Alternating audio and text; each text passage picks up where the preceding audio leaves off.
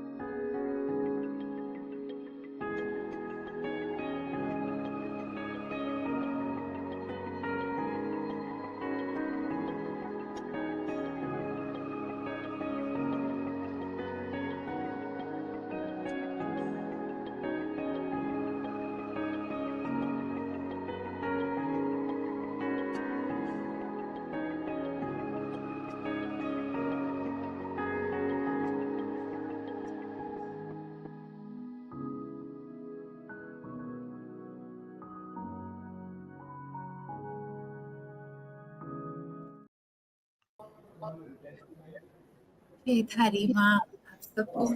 Good evening. We welcome our audience. Sir, we welcome you very, very warmly. We greet you very warmly, sir. Thank you for being a part of the program. Ajay, sir, good evening. Praveen ji, good evening. Mami, gratitude. We're going to explore the true meaning of education today. And we have Dr. Howard G with us. He's embraced our motherland and he's giving all the love to our children with all his heart. I think that's wonderful. He's embraced it with all his heart. So we're going to explore the true meaning of education and ask you our heartfelt questions. Ji, Mami, your thoughts, please, before we ask Sir to share his thoughts. There's so much to hear and learn from Dr. G. You're the only international school, I believe, in India. Are you at this level, Dr. G? I think our uniqueness is more sort of like in terms of we were the only Council of British International Schools accredited school. There are several international principals working in India, but certainly within the context of Mumbai, we are one of the most international in terms of both philosophy and also makeup in terms of staff and students as well. So in a way, you have the United Nations in the school. Yes, that's a wonderful aspect of it. I have students from well over 20 countries and teachers from 11 countries. So all preparing to become members of the United Nations one day. Hopefully. Go ahead. I'm looking forward to hearing from you. Yes, sir. Okay, lovely. Thank you very much. Thank you very much for this lovely introduction. Lovely to meet you all. I have met Praveen before.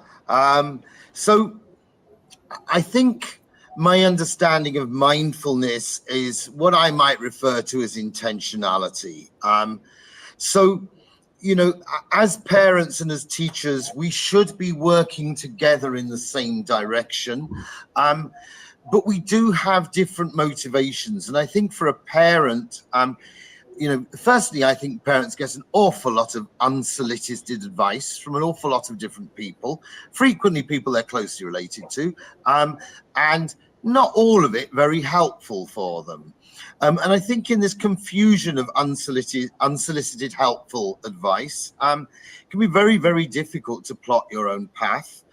And then you have to deal with the challenge of an educational institution that is sometimes far more about itself than about your child. Almost any school you go to now, because everybody knows the jargon, will tell you that they put this child at the center of the learning.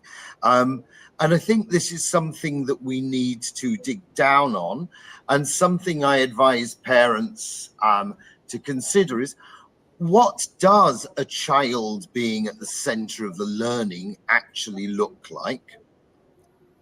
And how do we make sure that child-centered doesn't become just doing what the children want? And I think these are really, really difficult things. We all know that parenting has gone through a paradigm shift across the past 50 years, because the parenting model that historically we had was for people who had parented 7 or 8 children at a time. We now don't parent 7 or 8 children at a time, mostly 1 or 2. And let us be honest about it, there are very, very few people who are not well-intentioned, wanting to be good parents. You know, people do not choose to have children, or have children even when they're not chosen to do, and not want to do a good job of it. They want to do their best. They're committed to it. But it's not an easy thing, because these little bundles of joy do not come with instruction manuals. And what works with one child doesn't necessarily work with another. And what worked with somebody else's child won't necessarily work with yours. And so I do feel a great deal of sympathy for parents who find themselves barraged with all this information. And as an educator, I have to step back and think about what useful, supportive guidance can we give each other. I think we have to look at purpose. If we're talking about mindfulness, what is the purpose of being a parent? What is the purpose of being an educator? And together, we have 2 jobs. We have to prepare the individual for society. Ultimately, the most important thing is that we are all good members of society, that we are good people, that people find us to be good, honorable, kind, empathetic. Secondly, our job is to enable the young person to maximize their skills, maximize their potential for their own benefit. And obviously that's what parenting advice and education are seeking, but they can go quite a long way off in the wrong direction sometimes. Because as we are all individuals, we do all need different ways of directing and molding us. And I'm extremely fortunate in working in a school where we have a lot of staff for the number of children. And therefore, each child gets a voice. Each child is heard. Each child is valued. Each child is understood. And expectations for each child are for that child and not for a general average. That, of course, is something that's much tougher for an awful lot of people to do in this country, where classes may be 40 or 50 strong.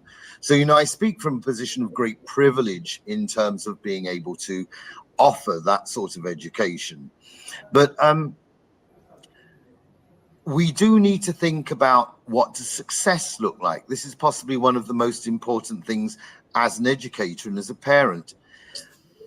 Please don't come and complain to me that your child is only getting a C in maths if your child's cognitive ability in the math, numerical mathematical ability is well below average. If they're getting a C, they're doing really well. They deserve thorough support and encouragement. They're also proving that they are able to build on a weak base and make progress. And this is the sort of honest approach to young people that I think we mean by mindful. Be thoughtful about each individual and understand that not everybody hits the same bar. We all climb over different bars. We're all good at different things. And also, I think a very, very strong message has to be that just because you are not academic doesn't mean to say that you are without value. You know, everybody has the potential to be a valuable, good member of society. It is not dependent on how good at maths we are, which I think sometimes is lost. And I think young people are not parents' status symbols. They are not the way parents live out their own dreams. And they're also not necessarily requiring something that much different to the upbringing that you got. Sometimes it's a good idea to look at the upbringing you got and think what was good from that and what supported it, rather than perhaps trying to change everything, because there's a lot of information coming in about how things were done differently, how things are done differently now. But there are still very, very great values that we take from our parents and our grandparents. And so we need to think about that as well. We have moved undoubtedly to a much more permissive age, and I'm fine with that. I'm a very, very liberal person. But we still have basic standards of respect, good manners, a certain humility, and a real importance for listening. And these things are, I think, universal. And parents and educators should be on the same page about these things. I also think that a lot of conversations between schools and parents are almost like two sides of a, you know, conflict. They should not be. Even if a child's behavior has been so bad that you have to call the parents in, you're not telling the parents off. You're not remonstrating with the parents for poor parenting. You are challenging a behavior which very probably is quite normal in young people. They're not unused to being naughty. They're not. It would be very unusual for a child not to test boundaries from time to time. And the conversation with the parents should be a developmental conversation about how we can work together to make clear which boundaries are important. There is obviously in education a big dichotomy, a big division between the traditional education still promulgated by a lot of state boards and the international education, be it Cambridge or IB, which is increasingly popular, particularly amongst the wealthier members of our society. And from those come conversations about content and skills. A lot of parents like content because it is quantifiably accessible. We can say with pride our child got 95% in their Hindi exam. But actually what is required for future is not necessarily always content. It may be how we think about things, how we analyze, how we deal with challenges. If you can get 99% in an exam, then the exam has failed because you're not being challenged. And one thing we all know about the future is that the ability to overcome challenge is hugely important. It's sometimes very good to look at people who are excelling in fields. I have a student today who came into my office who was talking about his cricket journey, which is very spectacular for somebody of his age. Having just scored 140 in one competition, he then goes out for a duck the next one. Learning how to deal with that failure is every bit as important. And it's easy to look at sports as a good analogy for this, but it is equally true in maths or science or Hindi or German or whatever else. There are days you get it wrong. There are days you can't do it. And I think for a lot of parents, when they see their children having challenges, they're natural. And it is a very natural response is to try and solve those challenges. And so one area of mindfulness that I think possibly a little bit of a well, one area which I think is very important, and I perhaps go on about it a little too often, is what I'm going to say, is that leave your child to struggle. Leave your child to find difficulties. Don't complain about the teacher. Tell the child that they need to work it out for themselves. It's really tough. It's really tough in a culture where kids will turn around and say, why can't I get a tutor? Well, you can't have a tutor because you're supposed to be learning in school. But no, you have to learn in school. And making young people overcome challenges in a safe, caring environment, which is your home and hopefully your school, is something which I think is absolutely fundamental, because the future ahead of us is not a simple future. I don't think I need to tell any Indian person that, because this country has never been simple and every single person in this country faces challenges. But the simple fact is that far too often parents feel that being a good parent is trying to clear away the problems and solve the difficulties, whereas actually that is stealing from your child the chance to learn resilience and problem solving that really in our future are going to be so much more important to them than simply doing well in exams. I think I'm coming to the end of my little sermon, so I'm looking forward to some questions and answers. I hope I haven't been too controversial. They're all blessed, sir. So just taking your one thought forward, are you sharing a thought on these lines? Is our education system preparing our children for life? Are we educating them for life? Are we getting them ready for life? They're not going to remain children, sir. I think you are. I think this is a very good question. And I also think most people believe that education should prepare them for life. Unfortunately, they use metrics which I would say are not very helpful. You know, the need for life skills comes at different points in time. Our children are still children. Preparing them for life, as far as I'm concerned, is about helping them to learn how to overcome certain things.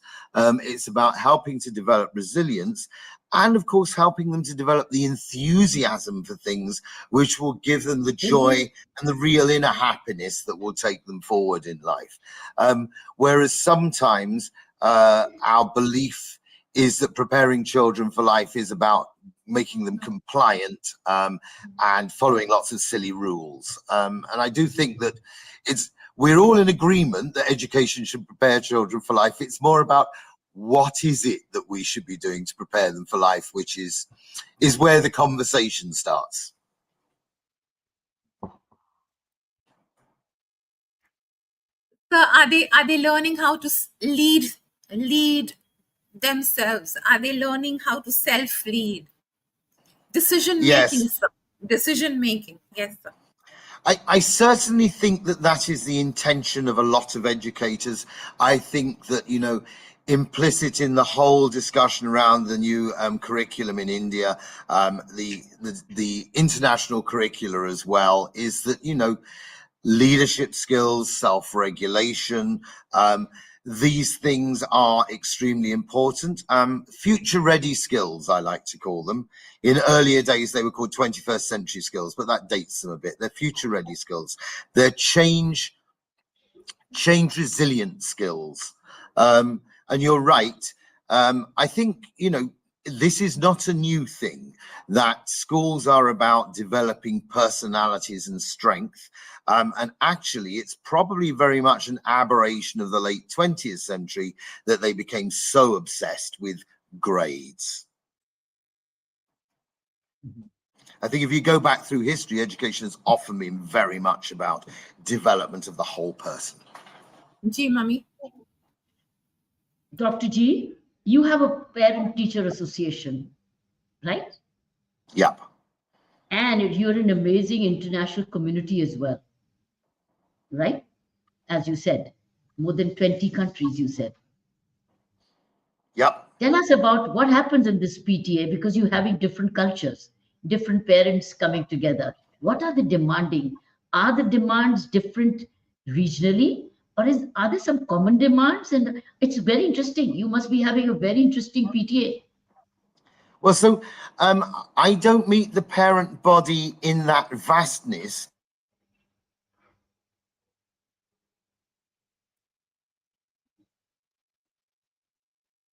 I meet the parent body 3 times a year.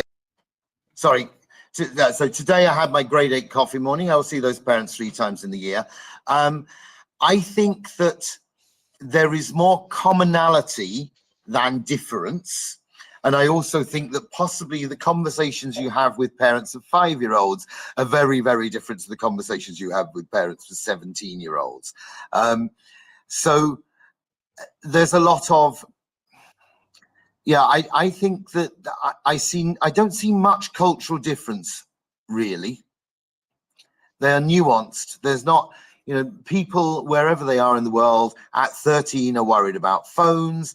At 4 are worried about, will their children socialize? At 16 and a half, are they ever going to wake up and start working for their exams? And whether the parents be Korean, Indian or American, the conversation seems to be quite similar. Are there differences in expectations? Yes, people coming from Western liberal countries do expect, for us, for them, we are less different. Some of our Indian families who haven't had international experience do have to ask more questions about why we do things, but there's a lot of commonality, really, I would say. That's quite a surprise, isn't it? Or is not a surprise? Being a parent is being a parent, isn't it? I think, and young people, whichever part of the planet they come from, are young people. 13-year-olds are 13-year-olds, and they're delightful wherever they are. The anxieties of an Indian parent or a South Asian parent and anxieties of a Westerner could be, because we are very driven for it. Yes, okay. So I think there's also social class here as well, in the sense that I'm dealing with people who are wealthy and successful. I would agree that possibly German and British parents are less, but not all of them by any means. So you are right that there is a greater bias in one way amongst Indian and East Asian parents. But then also by the time they've got to the age of 13 or 14, then there are also other things that have come in the way. And I certainly would say that the United States, for instance, is extremely grade driven, and their system is not dissimilar to the way things work here. So I used to work in Mexico, and the Mexican education system in many respects was very similar, but much worse than the Indian system. Much worse. Are you comparing bad apples to rotten apples, are you? No, I mean, obviously I worked in a wonderful school there, and in fact, very, very forward thinking. But what I saw around me was eye-opening. I had no idea. I had friends who spent entire years without a teacher. Oh, God. So quite similar to some schools in villages in India. Yeah, exactly. Yeah. And I have been to some amazing schools here and seen some incredible stuff being done. And I think, one of those, going out onto the salt flats in the Little Rhino Kutch and seeing the children of the salt pan workers walking across the salt pans to get to a tent to be educated in. I mean, this is impressive stuff, and impressive that somebody was prepared to stand there and do that job and teach them, and I mean, it choked me up, as you can imagine. So, a thought that crosses my mind often: most teachers are parents too. Why do they need training? They're parents too. Why do they need so much training? Aren't they parents too? Very good question. I like that one. I'm going to be very careful how I answer it. Because my mother was both, and my sister is both, and my sister-in-law is both.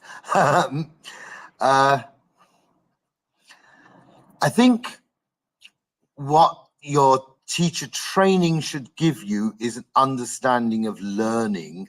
And you would have thought that parents would work that out, but possibly it's looking at the same thing from different lenses. And so, yeah, there are differences, definitely. But you are right. I think that somebody who's had their own children, who's mindful in the sense that they take on board the information they get from their children and how their children have grown, that brings great value to their teaching practice. There is no doubt about it.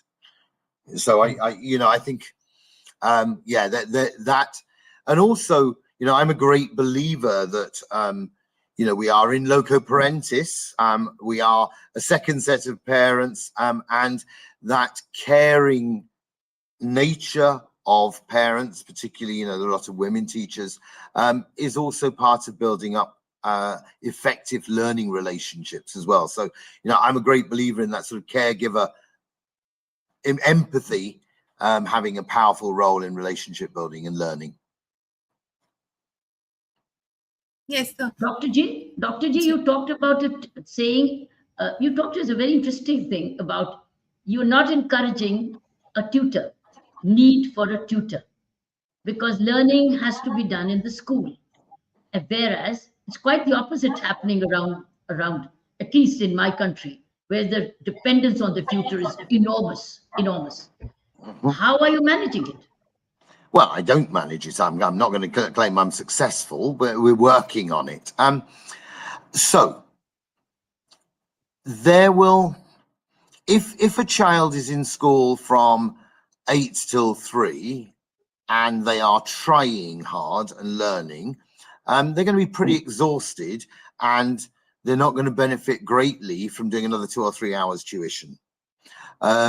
So what unfortunately happens is, obviously tuition takes place in usually in much smaller groups of people. So that's actually where they're doing the real cognitive effort, which means that, of course, a lot of the time they're in school, they're not necessarily, well, they're not buying into it, basically. They don't see the purpose when somebody is going to explain to them in a much smaller group how to do this. So effectively, and I've seen this myself when I've gone and observed lessons in schools where the kids have all pre-prepared. So the teacher's basically teaching them stuff that they already know. And so, what is the purpose? Furthermore, so much of what they're learning is just content. Well, any content's worth knowing. So why so obsessed with driving or drilling a particular written content into their heads? If what one was seeing in school or in tuitions was getting them to think analytically, to evaluate, then that's actually what is useful. That's what's valuable.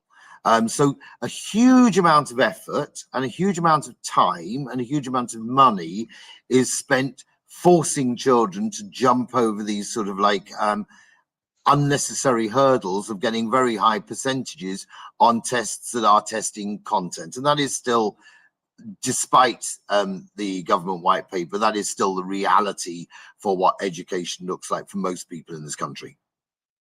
So are you giving no homework? Are you giving homework?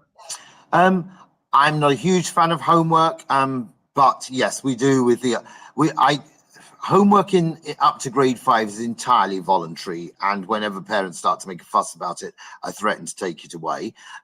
It's there because the parents like it. It doesn't have any educational value, but it's quite a nice way it's a method for children to discuss with their parents what they're doing in school, because not all children share that. In secondary, obviously, as they move up towards the board exams in grades 9, 10, 11, 12, then, of course, homework is an important part of their learning. But what we should really do with homework is develop, it shouldn't be so much given as done. So therefore, that you have to learn this amount of information. You should be developing good practices to ensure that you do. So your own revision skills. So there should be a lot of time within education talking about how to learn it, the metacognition, if you like, rather than just giving busy work. And I'll be absolutely honest with you, I loathe busy work.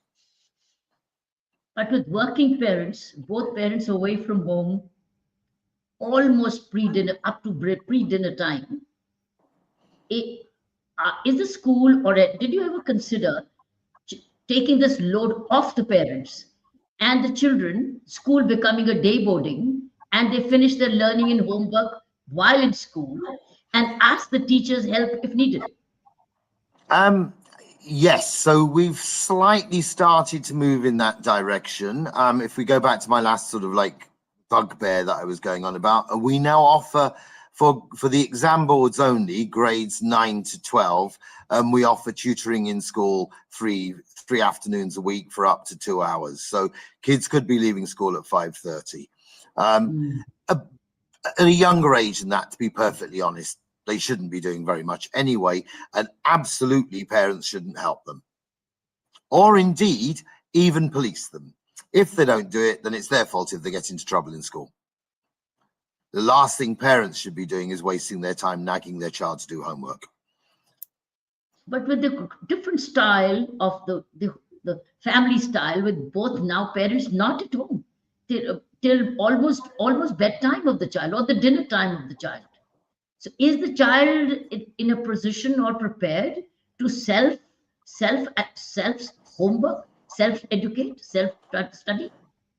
Well, I certainly, you see, my feeling is that probably until they are an age where that is a reasonable expectation, homework isn't greatly useful anyway. I think, you know, it is reasonable for you to expect your 14 or 15-year-old to start to develop some discipline and do so at home. And, you know, that expectation is not going to be effectively communicated by you just nagging them. It's a job you had to start a lot earlier, by thinking about, at this age, what is an appropriate level of self-regulation, what is an appropriate level of self-discipline. And indeed, sometimes, what am I going to do to the child if they don't do what is expected of them? And am I going to be consistent in this? Are the children mature enough, with parents' absence, with distractions of social media? How do they handle the need to revise, need to study further, research, or get involved with distractions of social media? So, and when there's nobody to watch over, I'm sure there would be complaints coming. Yeah, no, I think you're right. It is not easy, and it's certainly not easy if both parents are out working long hours. But equally, you know, it's not like children ever were all successful at this. It's a learning journey. And, you know, I don't see any evidence that in this day and age, children are more or less likely to do their homework than when I was, you know, a child of that age back in the 70s, and an awful lot of homework was copied off each other on the bus, you know. So like, there are a proportion of children who are highly academically driven, who learn these things very, very early on. There are others who don't. It is the job of both parents and teachers to think, I mean, to use your term mindfully, and think about, you know, how am I going to develop children who are active learners, who seek to do better of their own volition?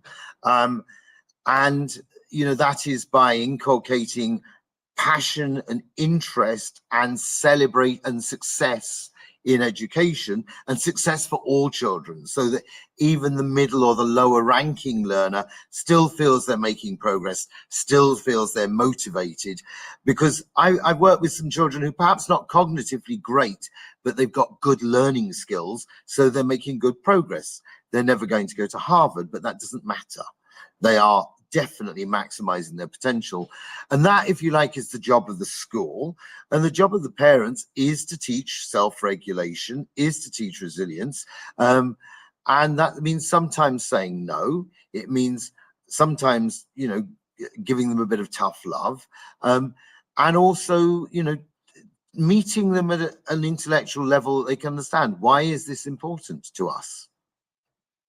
Rather than ordering, explaining. I mean, I'm not into people debating with 4-year-olds about things. I go, you know, they have to do what they're told. But, you know, there comes a point where your young person is only going to do this if they understand the benefit to them. And, you know, I think there is probably no way of counting the number of hours that parents have had to nag children, and there's probably no counting the number of hours that nagging was completely pointless. And I mean, as adults, how much do we like being nagged about things? Have you seen a percentage of, Dr. G, students falling behind a percentage because they couldn't self-regulate? Yes, it always happens, but that's natural. That's part of the learning journey. And I think falling behind is a relative term. But, you know, yes, I mean, the main reason why children don't do very well in education could well be that they haven't developed the learning skills that are required. And what we tend to find is that if we haven't developed them in children within school, but instead we sort of hammer them through school with tuitions and force feeding, when they leave home and go to university, that's when they fall apart. That's when the wheels fall off the wagon. So, Ajay, so why don't you share your thoughts and your questions for so, and then Praveen, so Ajay. In our work on mindful parenting, we often highlight that emotional intelligence and self-awareness are as important as academic performance. They are the foundation of a child's confidence, empathy, and resilience. It is actually encouraging to see DSB's emphasis on metacognition, teaching children to reflect on their own learning and behavior. Dr. G, my question is, could you share how metacognitive practices like reflection and self-assessment can be encouraged not only in classrooms but also at home by parents? And how can mindful parenting support this kind of reflective growth in children? That's a really good question. So I think awareness raising amongst us as educators and therefore amongst parents about the efficacy of metacognition. I mean, metacognition is, from a purely educational point of view, one of the strongest indicators of value add to learning. So as an educator, it's almost a case of I have to keep it at the front of my mind. As an educational leader, it is my job to remind my colleagues of that. And I guess the conversations, and I know, for instance, we work with a very, very good parent guidance lady called Pia Marker here in Mumbai.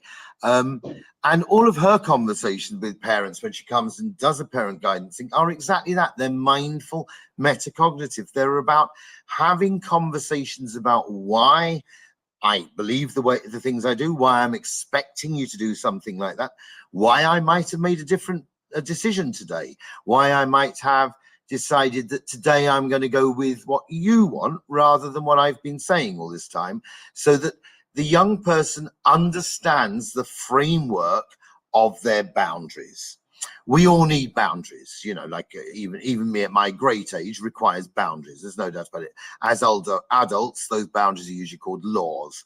And there are some, like speeding, which none of us like to take much notice of. But nevertheless, they are there for a good reason. So young people need boundaries as well. But those boundaries needs to be made meaningful at points in time when you're old enough to understand them. And parents need to understand from an early age at what point in time they recognize that their child now needs to know or understand, or indeed that they can make a different decision today that they would have made normally, and explain to their child why they've made a different decision. Okay.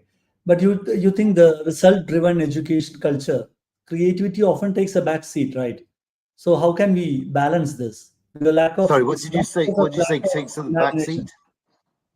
I mean, it's not because of the lack of imagination of the children, but because both students and teachers fear failure of judgment. So how can we balance result-driven education culture versus a creativity-driven education? No, I like what you're asking. Thank you. Yes. I don't think they're two sides of the same coin. I think it is very important that all educators and all parents understand the breadth of what a holistic developmental education looks like, and that each child should have the opportunities to thrive in areas they're good at and be challenged to do well at things that they're bad at. So like for me, I was great at English and biology, rubbish at football. Doesn't mean I shouldn't have done football. Do you know what I mean? For other kids, it was clearly the other way around. And the very, very difficult thing is for us to take away the value judgments about which skills are most important, because we are still, many of us have a mindset that somehow being good at maths and physics is some more impressive than being good at football or pottery. And I can see where that comes from. But nevertheless, when we're looking at the future, empathy, creativity are probably going to trump math skills as useful, high-earning skills to have. Okay. Yes, sir. Praveen sir, आप बात करें please, and share your thoughts, and then we'll take more questions. Thank you. Thank you, Sanaji. So I got the privilege to visit Dr. Howard G. At his school in Mumbai. And I have visited a lot of international schools in India and outside. But DSP is one of the truly international schools I have ever visited. So I have seen students from, it looks like, it doesn't look just like a school. It looks like a workplace altogether. Students are working on various projects. So we have seen small size classrooms, one-on-one discussions, small group discussions, students interacting with teachers in the best of the best manner. So a very multicultural environment in the mid of Mumbai. So it's wonderful to host or to be part of Howard G's session today and listen to him about parenting. Thank you, Praveen. Yeah, and I also got the privilege to listen to him during the Finland 2030 Symposium, so a couple of weeks back. So, I think the most tricky part of parenting, so what I have observed is, a lot of parents are still yet to believe that parenting is really a skill, which is something which we need to acquire. And the second group of parents are they started thinking, yes, it is a skill, but we don't have to go through a systematic process to achieve it. And we don't have to make an effort to do that as well. So what happens? Parenting become a very complex task altogether, which is not coming with an instruction manual, and people are not ready to take a deep dive into it to study it. So what happens? The principles of bad parenting prevails, and because of the challenges in learning it as a skill and moving forward, so people come to an easy conclusion that it's something natural. So we don't have to learn to do that. So that's the core problem, I think, in terms of parenting. And so the programs like Mindful Parenting, which is happening today, or Dr. Bedi's interest and enthusiasm into this topic. So our primary responsibility, I believe, to make people think about. So this is actually, in fact, a skill to be attained. So a skill to be developed, which you need to be clear about this process, and you need to take a serious step to improve your parenting. I think that is one important message we need to pass to all the people. That's what I firmly believe from my side. And a question I have to Howard G to understand more from him is, so Dr. Howard, you are interacting with students from a lot of backgrounds. Parents from different countries. So from your entire wealth of experience, if you say our parents, our listeners who are listening to us now, it's what would be the key 2-3 things which they should do as a parent? And also the couple of things which they shouldn't do as a parent. So what would you say? The most important things coming into your mind as your priority? As I said, Praveen, I do feel that parents get a lot of unsolicited, helpful advice. So I'm going to be extremely careful about how I answer your question. I think as a parent, you have to understand that it is not your job to make every problem go away for your child. Of course, it is your job to do your best to help your child, but you have to make some judgment calls and say, no, this is a problem that at your age, you now need to be able to deal with. And that, I think, is probably the biggest difficulty that most parents have, particularly those who have resources and time to work with, which would be a fair description of many of my parents. So that would be my first one. The second one, I think, is probably we can all make mistakes. You as a parent are allowed to make mistakes. That does not make you a bad parent. And your child is allowed to make mistakes. And that does not make them a bad child. And, you know, to separate out that, you know, we don't have to be perfect. And I think it's very, very important that parents don't model this idea that they have to be perfect. Good is good enough.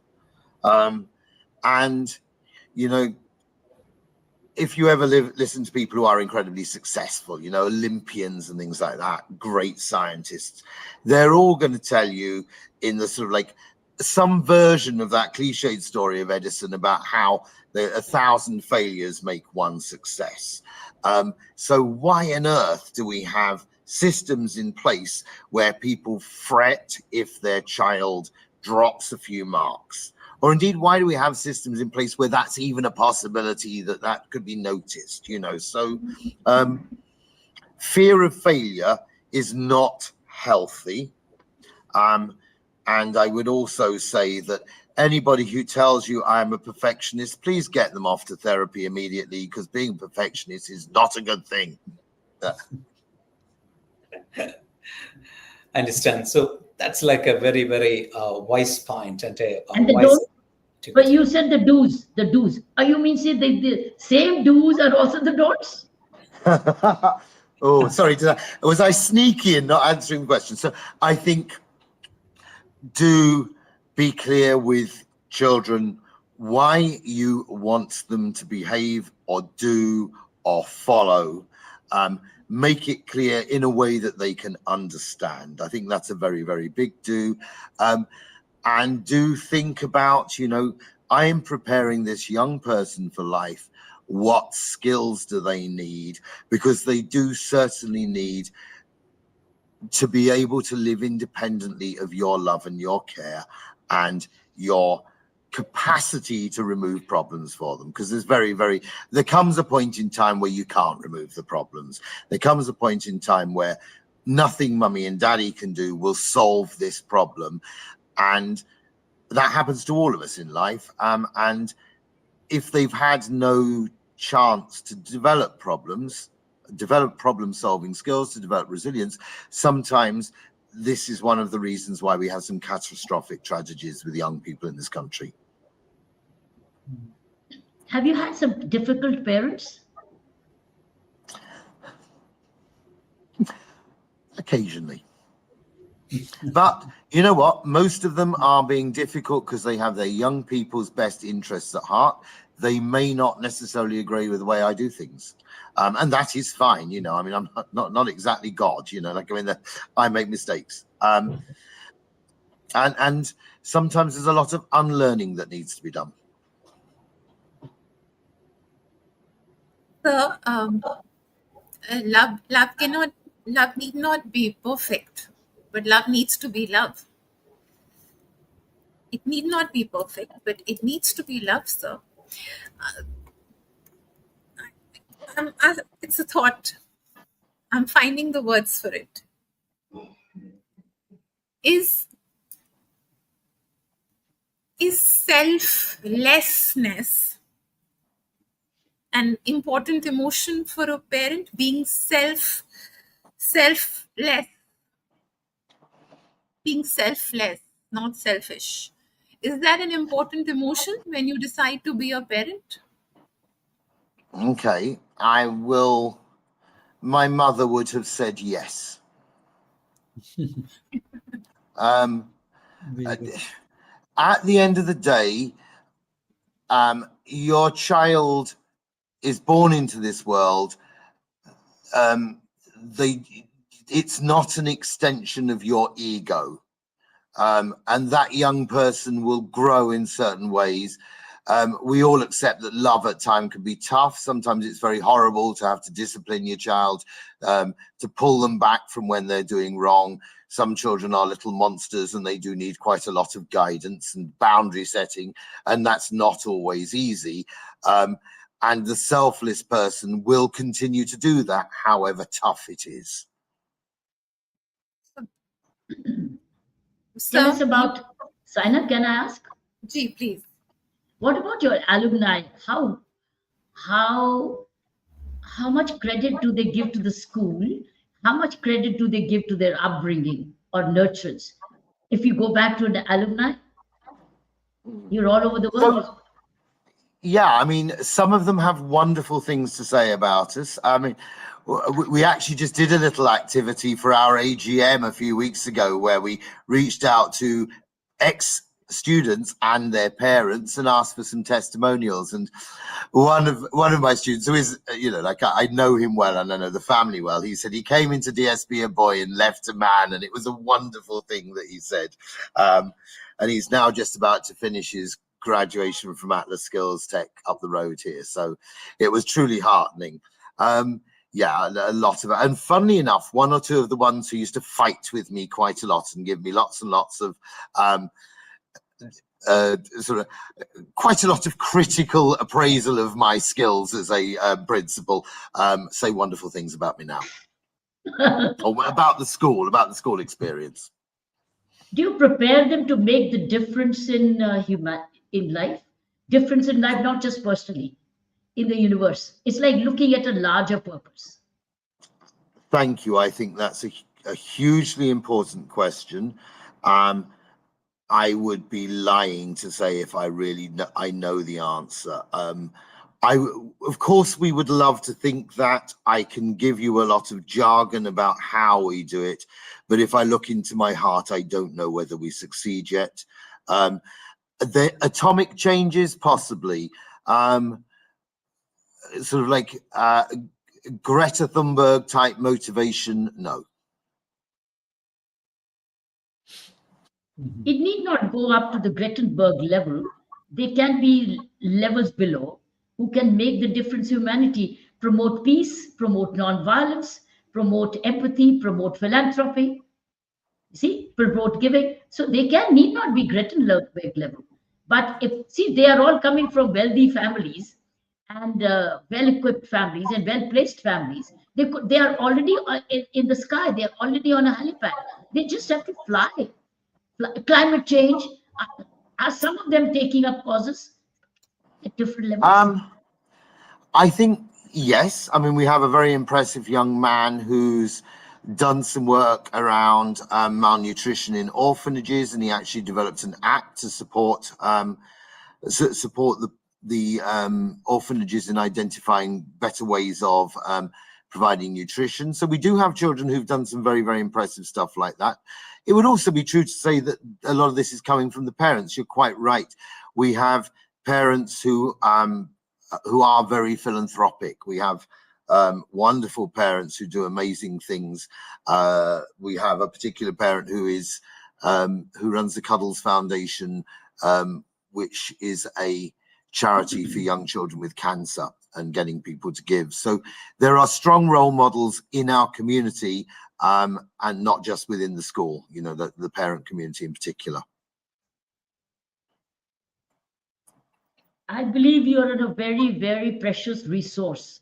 Each one, to my mind, each one, because I deal with have-nots. That's why, Dr. G, I was speaking about, even if they are making the difference in their own small way, where I deal with have-nots and education of the marginalized sections through my foundation. Yours are already in abundance. How do they learn to share abundance as they grow? And if those seeds can be sown earlier? this is a very, very interesting conversation, and I think that as a school, you know, this is at the heart of what you're talking about education, and this is a purpose for education.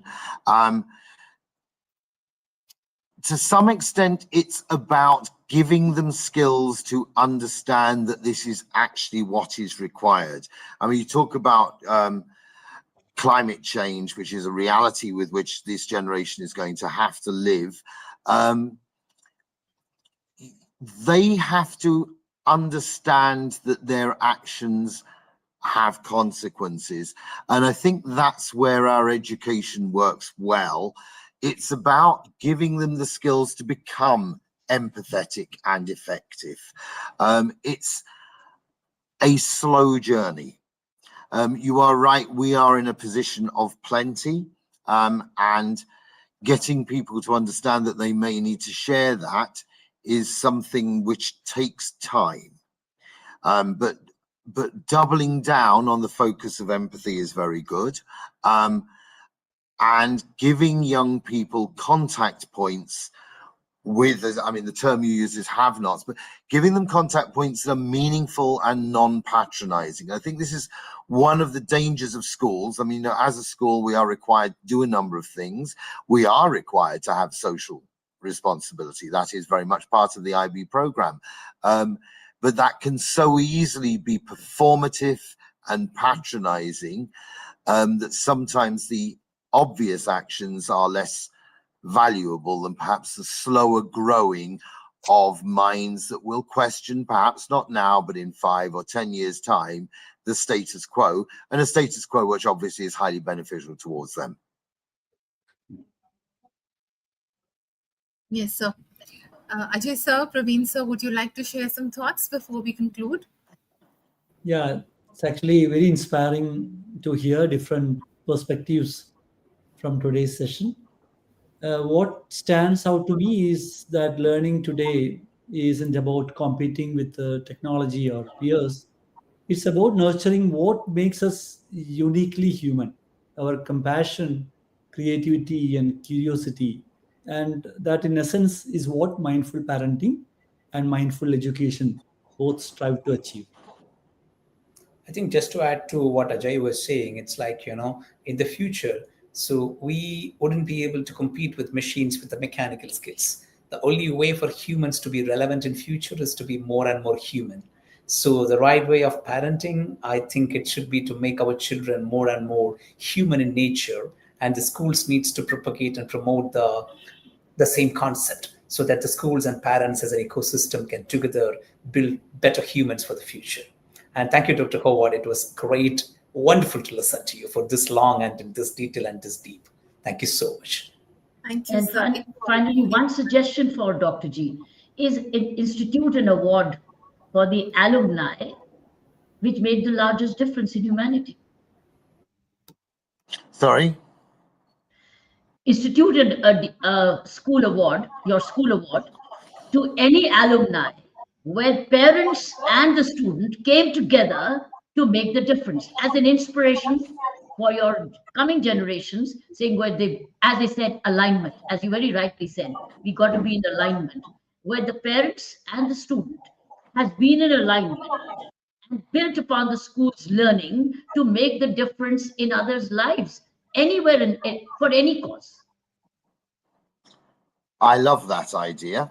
Thank you very much. That's what I'm going to take away and work on. I might write to you for some further guidance and thoughts on that. I think Beautiful. that's, yeah, wonderful. It will inspire many others, because I see abundance writ large in your school. Every child is blessed with abundance. And if that child, without patronizing, I like your analysis, that without patronizing, but the seeds have been sown, that I'm blessed with abundance for a larger purpose. And I'm in one of the world's best schools for a larger purpose. So what is my purpose? How am I going to translate this purpose into further abundance, which rises above me?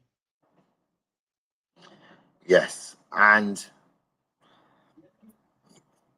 I'm looking forward to thinking about this further. We have a wonderful project that we're developing with the school in Karjat that we really feel will take us forward into the future as a sustainable project. And as I said, the most important thing for young people is to understand that other young people from different backgrounds are still young people. They still love football. They still, fancy the opposite sex. They still tell rude jokes to each other. And for me, the real achievement will be when we have kids who are able to be friends with kids who are a very different social circle. Because I think that's where you break the mold. So it's an award to parents and students, school combined. It's an award to who've been very good parents, and they've developed on the school, built on its potential, and made the difference. So it's a joint award to the family, to the parents, and to the child, both. Because without either, that result wouldn't have happened. So it's like parents and students, a joint award. No, I think you're absolutely right. And I mean, absolutely, parents are the first teachers of their children. So looking forward to the announcement of your first award. And that will splash all over 20 countries of the world. Who did what? And that takes your school even more international in another very creative way. As Ajay said, in creativity, which grew from the classroom, but flourished with years to come. Definitely. Thank you, sir. Thank you. Thank you for being a part of the program today, sir. It was wonderful hearing you. Thank you. Thank you. Thank you very much to everybody for your really, really challenging, thought-provoking questions. I really enjoyed answering them. I hope you've